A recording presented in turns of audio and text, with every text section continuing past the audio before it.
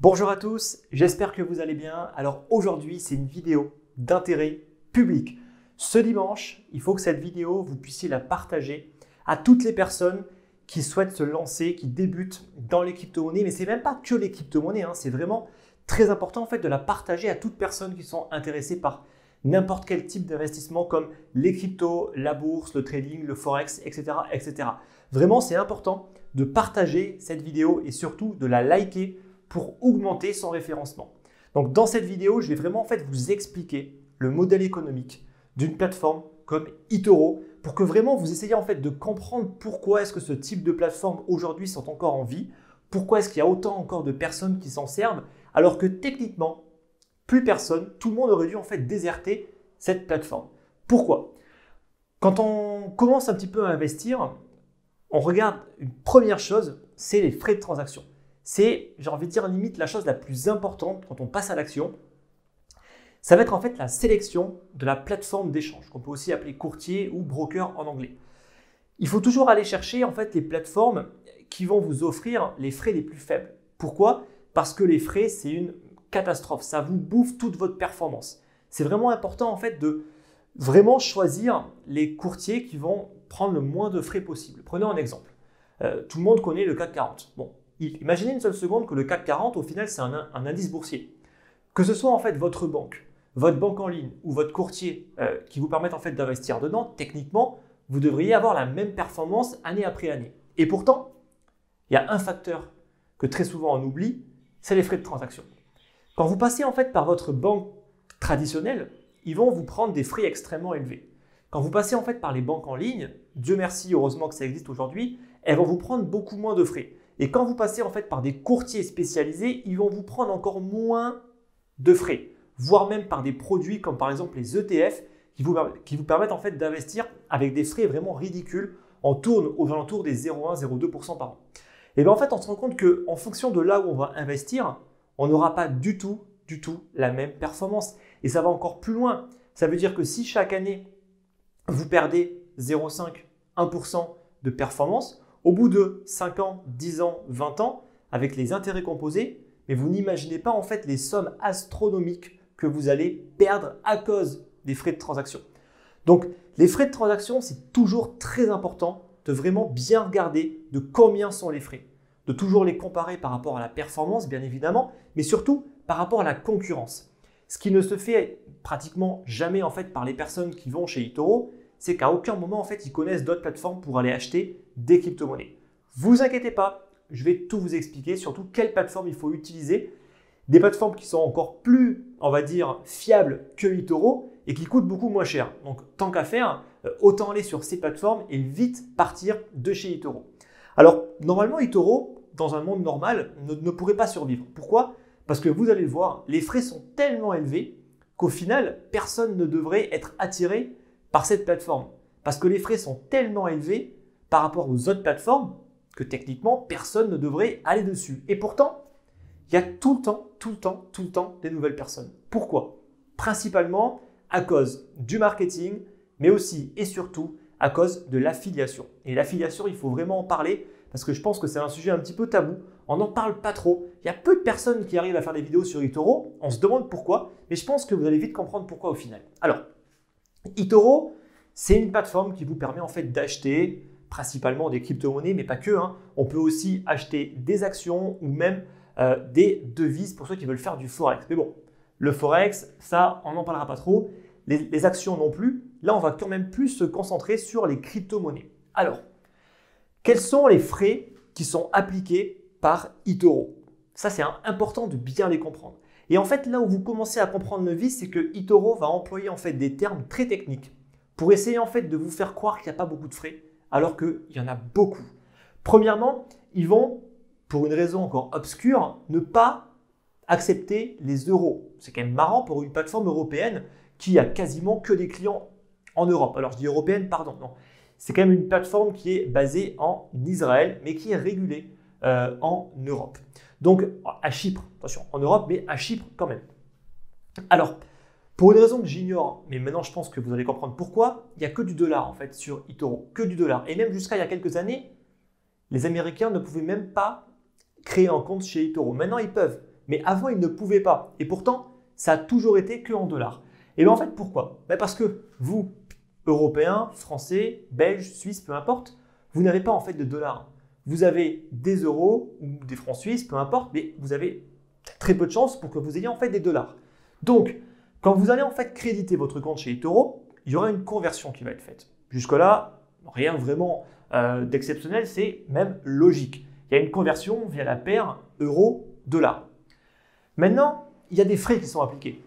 Bon, là aussi, on va dire, c'est plutôt normal qu'on applique des frais sur un taux de conversion. Sur une conversion en fait de devise, ça paraît plutôt logique. Par contre, les frais sont marqués en pips. Waouh, mais qu'est-ce que c'est que les pips? Bon, ça en fait, je vous le dis, c'est utilisé chez les courtiers Forex ou les courtiers en fait de professionnels.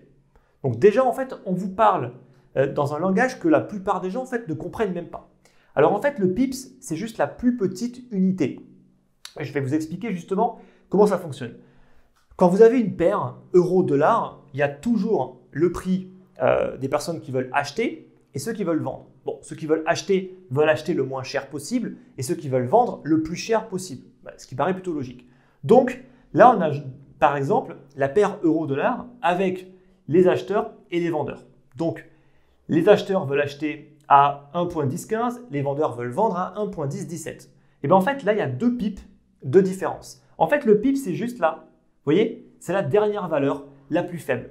Donc, un pip, c'est égal à la valeur la plus faible. Donc, quand eToro dit en fait tout simplement qu'il y a 50 pips de frais, ça veut dire que concrètement, prenons un exemple sur 10 000 $, et bien en fait, on va multiplier 10 000 $ par 50 pips. Donc, vous voyez que un pip, c'est juste 0,001. 50 pips, c'est 0,050. Et donc, si on multiplie donc 10 000 euros multiplié donc par 50 pips, ça nous donne 50 euros.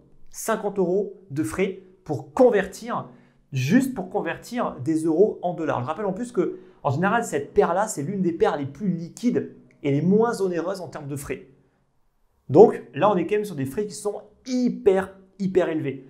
À titre d'exemple, un courtier traditionnel, aujourd'hui, va vous facturer en moyenne un pip. Et ça peut même aller en dessous de 1 pip. On peut trouver à 0,8, 0,2, etc. Un pip en moyenne chez eToro, c'est 50. Donc ça veut dire que concrètement, c'est 50 fois plus cher pour convertir. Mais là où c'est encore plus vicieux, c'est sur le retrait. Parce que il faut retirer.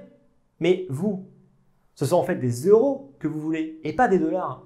Et donc eToro va automatiquement convertir en fait les fonds. Ils vont automatiquement convertir les dollars en euros. Mais là, ils ne vont pas appliquer 50 pips. Ils vont appliquer 250 pips. Donc, vous refaites le même calcul, c'est vite fait, ça va faire plus de 250 $ de frais. Ou 250 euros, pardon, si on part sur une base de 10 000 euros.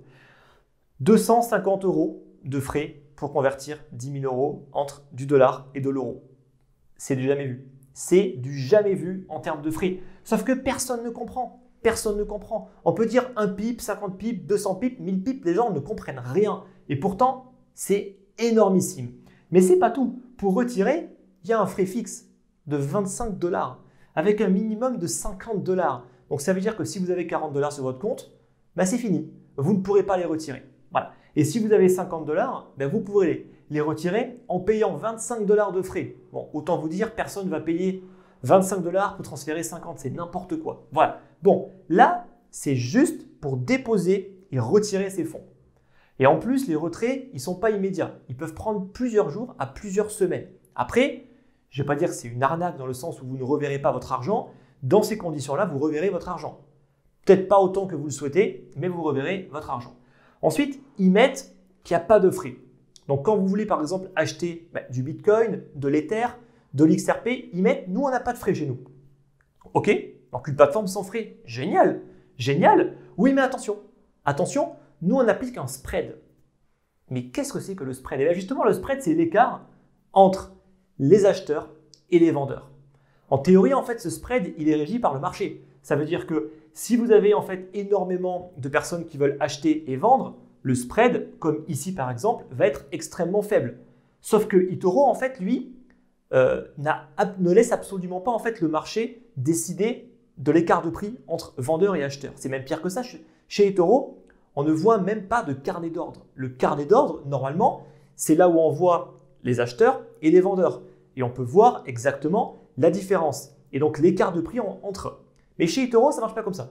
Chez eToro, pour une raison encore obscure, mais je pense que vous allez vite comprendre pourquoi, il n'y a pas de carnet d'ordre. Et le spread, donc l'écart de prix, il est fixe. Fixe, oui, fixe. Et sur les crypto-monnaies, il est extrêmement élevé. Donc sur le Bitcoin, c'est le moins cher aujourd'hui, 0,75%. Sur du BNB ou de l'XRP, c'est 2,45% et ça peut monter jusqu'à plus de 5% d'écart pour le Tezos. Mais concrètement, dans la pratique, en fait, qu'est-ce que ça implique? Ça implique en fait que quand vous commencez à acheter du Bitcoin, vous commencez tout de suite, par exemple, dans le cas du Bitcoin, avec un prix et donc une perte de 0,75%. Donc ça veut dire que vous n'avez même pas commencé au final, le prix n'a même pas encore bougé, pardon, que vous êtes déjà à 0,75% en perte. 2,45 sur le BNB par exemple et l'XRP et 5% sur le Tezos. Ça veut dire que si vous achetez du Tezos, vous commencez tout de suite avec une perte de 5%. Donc ne serait-ce que pour rattraper les frais, parce que ce sont des frais, il faut que le Tezos prenne 5%. Je ne sais pas en fait si vous vous rendez compte, mais c'est vraiment énorme. C'est complètement énorme. Maintenant, je vais faire un cas pratique.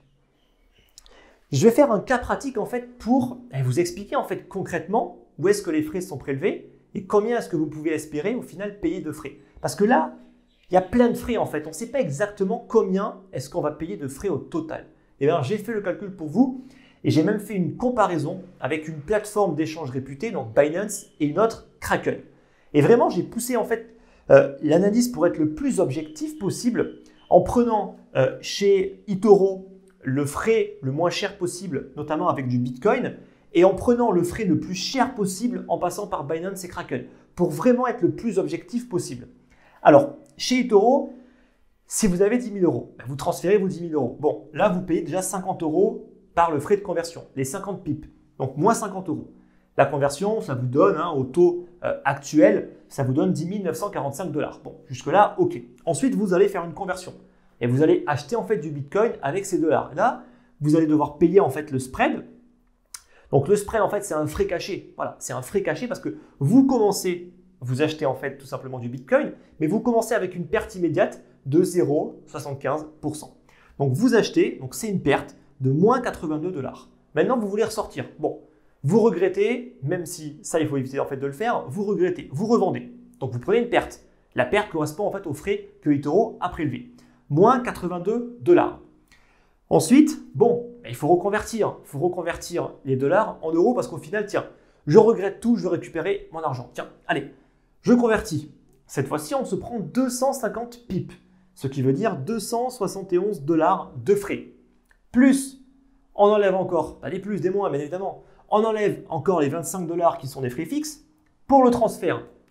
Au final, sur mon compte, j'ai rien fait. J'ai transféré chez eToro. J'ai acheté du Bitcoin. Je l'ai revendu tout de suite parce qu'au final, c'était un regret.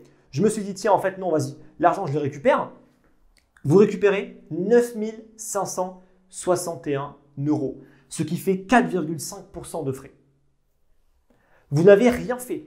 Vous avez juste transféré vos fonds, pris une position, revendu au même prix, puis ensuite, vous avez retransféré les fonds. Maintenant, on va faire exactement pareil avec une plateforme de renom, donc Binance et Kraken, qui sont justement les plateformes que je vais vous recommander d'utiliser.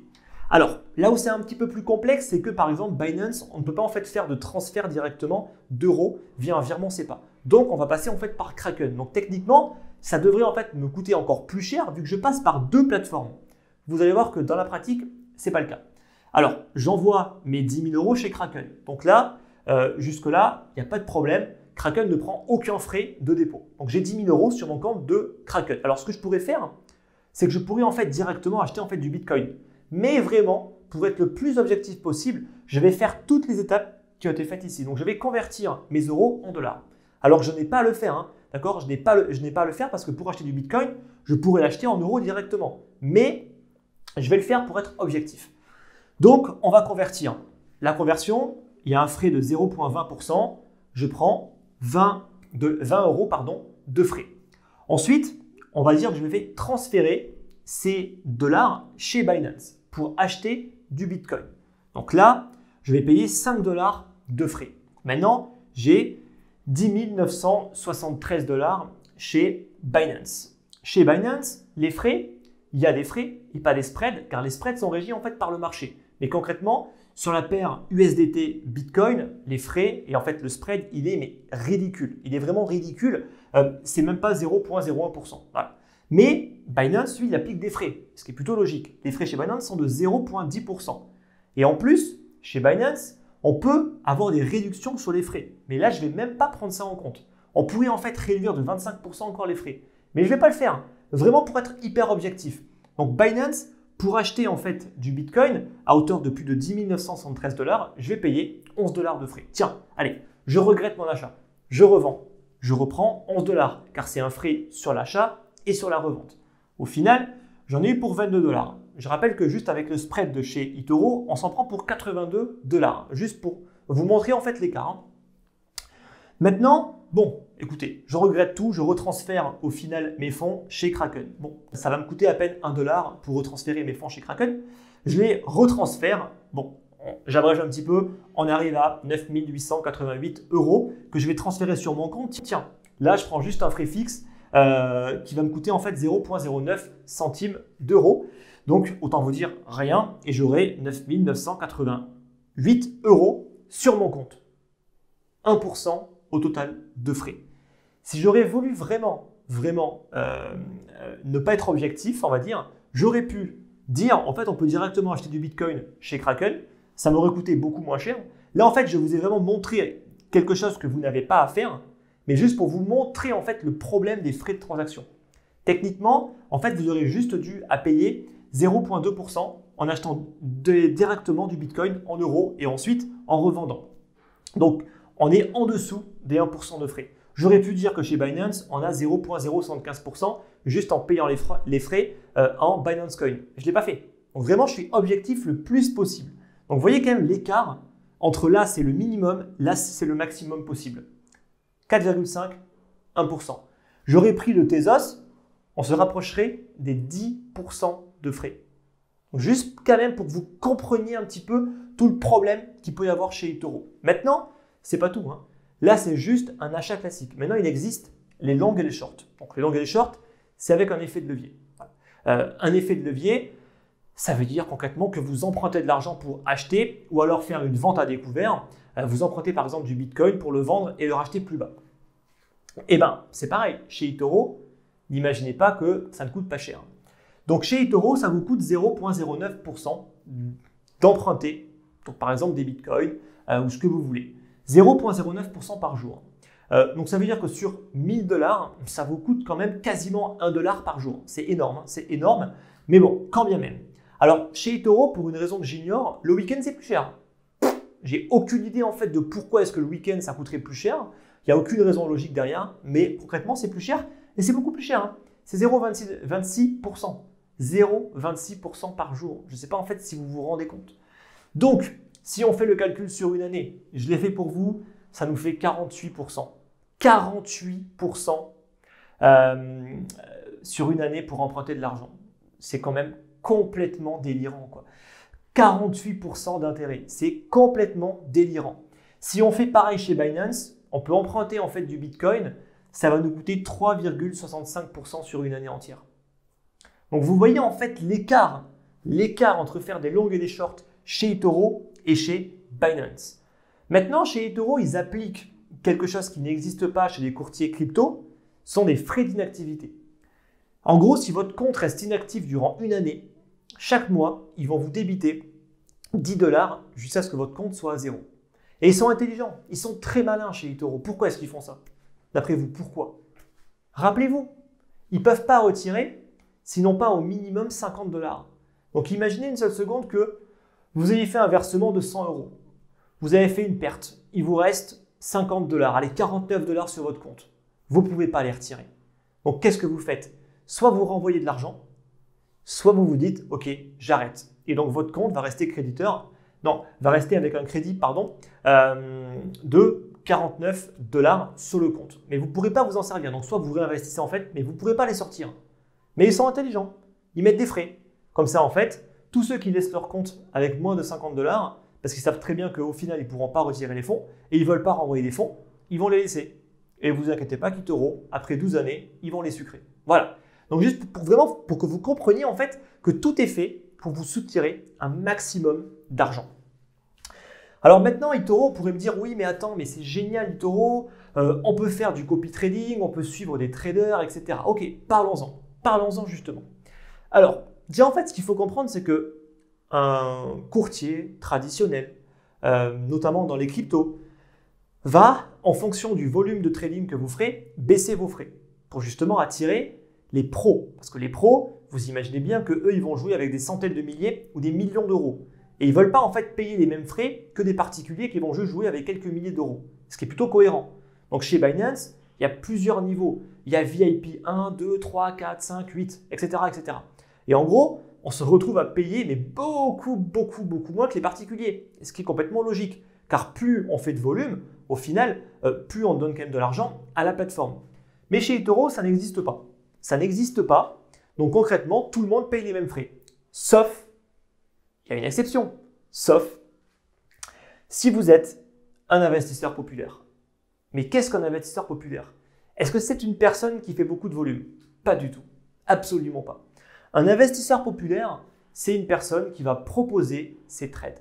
Ça fonctionne un petit peu comme un fonds d'investissement. On va avoir un trader qui va gérer des fonds.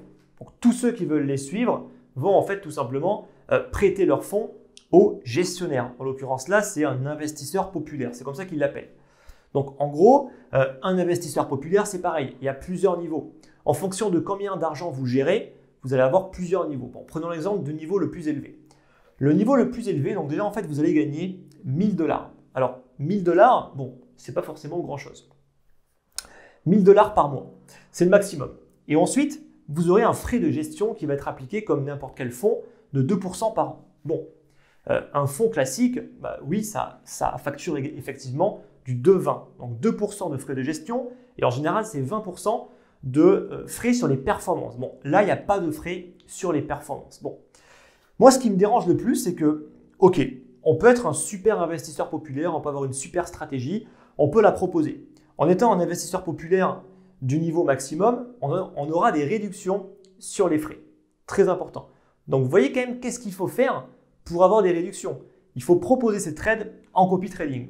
Ce qui est assez étrange quand même parce que honnêtement, si on est trader, on n'a pas forcément envie en fait de partager ces trades à tout le monde. Mais chez eToro, pour avoir des réductions, il faut le faire. Notamment, eux ne payent pas les $25 par exemple de frais. Bon, ce qui est plutôt cohérent en fait. Facturer $25 un virement, honnêtement, voilà. Je pense que vous comprenez quand même l'envers du problème. Hein. Donc moi, ce qui me dérange le plus, c'est que, mais si tu es un très bon trader, mais pourquoi tu t'embêtes à aller chez eToro? Mais crée un fonds. Crée un fonds ou alors tu vas démarcher un fonds. Des fonds crypto, il commence à en exister plein. Hein. Il y a des fonds au Luxembourg, il y a des fonds en Suisse, il y a des fonds à Jersey, etc. Aujourd'hui, on peut créer des fonds crypto. Ça existe. Il y a des fonds purement crypto. Et ils facturent 2% de frais de gestion, 20% de frais sur les performances. Donc, c'est quand même vachement intéressant. Et ça rapporte beaucoup plus qu'en faisant ça chez eToro. Donc, moi, je me dis que si un investisseur est si bon que ça, mais qu'est-ce qu'il a à faire chez eToro? Mais rien. Il crée son propre fonds ou alors il s'associe avec un fonds et il fait du devin. Et il gagnera mais beaucoup plus. Et il aura surtout des investisseurs professionnels qui vont lui rapporter bien plus que des particuliers. Donc voilà, après oui, c'est plus simple, bien évidemment. C'est plus simple de le faire chez eToro. Mais juste pour que vous compreniez jusqu'où est-ce qu'il faut aller pour avoir des réductions. Maintenant, un investisseur populaire, il ne fait pas que ça. Il ne fait pas que ça. Qu'est-ce qu'il va faire? De l'affiliation. Et oui, on en vient. De l'affiliation. Qu'est-ce que l'affiliation? L'affiliation, c'est tiens, moi par exemple, je vous dis, les gars, eToro, c'est magnifique. eToro, c'est génial, allez vous inscrire. Je mets mon lien dans la description avec un petit code d'affiliation pour qu'on puisse traquer tout simplement que les personnes qui viennent et qui vont chez eToro viennent de chez moi. Pourquoi est-ce qu'ils font ça? Parce qu'il y a une rémunération derrière. Et la rémunération, elle est vraiment énorme. Donc, il faut comprendre que chez eToro, quand une personne fait de l'affiliation, il y a ce qu'on appelle le CPA. Donc CPA, ça veut dire coût par acquisition. Donc l'acquisition, c'est un client. Ça veut dire qu'en gros, une personne devient un CPA quand un client fait pour plus de 10 $ de frais chez eToro. Donc, prenons un exemple. Vous êtes intéressé par eToro. C'est un exemple, je vous rassure. Hein. Vous cliquez sur mon lien. Vous créez un compte. Vous déposez en fait des fonds. Vous commencez à trader et vous générez pour 10 $ de commission. Et à ce moment-là, vous allez devenir un CPA. Et un CPA, ça va me rémunérer à moi, parce que c'est quand même moi qui vous ai envoyé chez eToro. Et eToro me rémunère gracieusement. Il me rémunère entre 100 $ et 250 $ par acquisition. Ouais, par acquisition. Donc, on va faire un petit calcul, c'est simple. Je fais entre 5 et 10 000 vues par vidéo. Sur une année, je pense que vous serez d'accord avec moi que réussir à convaincre 1000 personnes d'aller chez eToro, de trader chez eToro, ce n'est pas forcément mission impossible. 1000 personnes, si on prend un CPA le moins élevé de 100 $, ça fait 100 000 $. Et si on prend le plus élevé, ça fait 250 000 $. Donc ça voudrait dire que moi, je pourrais gagner, juste en convainquant 1000 personnes de trader chez eToro, je pourrais gagner 250 000 $ sur une année. Donc maintenant, vous commencez à comprendre, je pense. Je pense que maintenant, vous commencez à comprendre un petit peu pourquoi est-ce qu'au final, on ne dit pas trop du mal de eToro, pourquoi est-ce que certains font de l'affiliation, pourquoi est-ce que d'autres ils y pensent, etc., etc. Et ils ne vont surtout pas faire une vidéo pour en parler en mal, parce que là, la porte serait fermée pour eux. Donc moi, je peux le faire parce que moi, je m'en fous. Voilà, je m'en fous. Je pourrais être payé des millions de $ que je ne le ferais pas. Voilà, parce que moi, j'en ai pas besoin en fait de leur argent. Leur argent ne m'intéresse pas. Et je sais qu'en fait, ces courtiers, pour moi, sont des courtiers cancer. C'est vraiment des courtiers qu'il faut anéantir. Et c'est pour ça justement que je fais une vidéo pour vraiment vous expliquer. C'est pas une vidéo vraiment qui raconte en fait des conneries. Hein. C'est juste la pure et stricte vérité. C'est ce qui se passe chez eToro. Tout est public. Hein. Tout ça, il y aura les sources dans la description de tout ce que je viens de vous dire. Hein. Mais le problème, c'est que les gens font jamais l'effort en fait de vraiment chercher et de comprendre là où est-ce qu'ils mettent leur argent. Très important pourtant de le faire. Donc maintenant, vous comprenez un petit peu tout le business model autour de l'affiliation. Et c'est pour ça qu'il y a autant de personnes qui ne parlent qu'en bien de eToro. eToro, c'est magnifique, oui, parce que les mecs gagnent des dizaines, des centaines de milliers de $ à faire ça chaque année. Donc maintenant, vous comprenez bien l'envers du problème. Et c'est tout le problème de l'affiliation, c'est que ça biaise toutes les vidéos. Toutes les vidéos qui font de l'affiliation sont forcément biaisées. Parce qu'une personne ne va pas commencer à parler en mal d'eToro qui leur rapporte de l'argent. Ça n'a pas de sens, absolument aucun sens. Donc, l'affiliation, je pense que maintenant vous comprenez pourquoi est-ce que tout le monde parle en bien d'eToro. Limite, ils vont vous défendre le modèle économique et vous dire que vous ne paierez pas tant de frais que ça. Ça va très très loin. Donc les gens, je dis les gens, la plupart des gens, pas tout le monde, mais ils sont prêts à tout pour de l'argent. Ils sont prêts à tout, jusqu'à vendre leur famille, vendre leur mère pour de l'argent. On voit aujourd'hui des choses complètement délirantes. En fait, vraiment, hein, pour moi en tout cas, la stupidité humaine, elle n'a aucune limite. Et les gens n'ont aucune éthique aujourd'hui, aucune éthique. Ils sont prêts à tout pour gagner de l'argent. Ça, il faut vraiment le garder en tête. Maintenant, on va terminer avec le trading social. Parce que je sais, on va me dire, ouais, mais ils font du trading social, c'est super pour un débutant. Comme ça, il peut juste suivre un super trader et il va générer de la perf. Ok. Alors, le trading social, écoutez, pourquoi pas? Pourquoi pas? Mais on va faire un exercice très simple. Aujourd'hui, tous les courtiers européens ont l'obligation d'afficher sur la page d'accueil du site le pourcentage de leurs clients qui sont perdants. Donc techniquement, si une plateforme propose du trading social, ça veut dire qu'on devrait avoir un pourcentage de clients perdants très faible comparé aux autres qui ne le proposent pas. Sinon, ça veut dire que concrètement, le trading social, il ne sert à rien. Parce que si au final, les gens perdent toujours autant, voire même plus qu'ailleurs où ils ne le proposent pas, ça ne sert absolument à rien. Alors, j'ai été voir. Vous allez sur la page d'accueil d'eToro, c'est marqué. Ils sont obligés en fait de le mettre. C'est marqué. 75% des clients de chez eToro sont perdants. 75%. Alors qu'ils proposent du trading social. Ça, il faut bien le comprendre. Maintenant, si on compare ça avec un broker du Forex classique, FXCM, eux, ils affichent 70%. Déjà, ça fait 5% de moins. Et eux, ils n'ont pas de trading social. Ils n'ont pas de marketing agressif. Ok, 70%. Maintenant, prenons eBay, Interactive Broker, qui est un des meilleurs brokers aujourd'hui. Alors, c'est un broker américain, mais il est moins cher, vraiment les moins chers du marché. 60% qui sont perdants. C'est quand même bizarre, c'est quand même très bizarre. Parce que ces deux-là, qui ne proposent pas de trading social, ils ont plus de clients gagnants. Ah, mais c'est peut-être les frais. C'est peut-être les frais de transaction. Parce que eBay, c'est un des moins chers. Comme par hasard, c'est là où il y a le plus de personnes qui gagnent. FXCM, ce n'est pas sur cette plateforme que vous paierez 50 pips, voire 250 pips de frais sur la paire euro-dollar. Loin de là, vous paierez à peine un pip. Donc, tiens, peut-être que le problème vient de là. Peut-être que le problème vient des frais qui est en train de bouffer les perfs et qui au final font que vous perdiez alors que vous pensiez gagner. Voilà. Donc, le trading social, moi, je veux bien. Mais si on avait en fait des stats peut-être plus intéressantes du style 60%, 50%, on pourrait se dire oui, c'est le trading social. Mais là, en chiffres, pas du tout. Ça va encore plus loin. Parce qu'en 2018, il y a eu un graphique qui est sorti qui justement mettait le pourcentage de clients perdants par les principales plateformes en Europe. Et étrangement, eToro était en tête. Ça veut dire qu'eToro était parmi celles où il y avait le plus de clients gagnants. 35%. 35% de clients gagnants. C'est quand même très bizarre. Alors beaucoup ont relayé en fait cette information. Moi, je n'ai pas été capable de trouver le chiffre officiel. Je n'ai pas été capable de trouver le chiffre officiel. Et j'aime pas en fait me baser sur un vulgaire graphique comme ça qui est posté en fait sur un site. Alors, je dis pas en fait que c'est une fake news, je dis pas que c'est volontaire, que c'est eToro qui a fait cette image pour se mettre en avant. J'en sais rien. Honnêtement, j'en sais rien. En tout cas, ce que je sais, c'est qu'aujourd'hui, c'est pas 65% comme ce graphique le prétendait, c'est 75%. Et ça change tout. Ça change tout parce que ça classe eToro en bas du tableau et non plus en haut du tableau. Donc, j'en sais rien. Si en fait c'était une fake news, si c'était fait par eToro ou par d'autres, j'en sais rien, on s'en fout.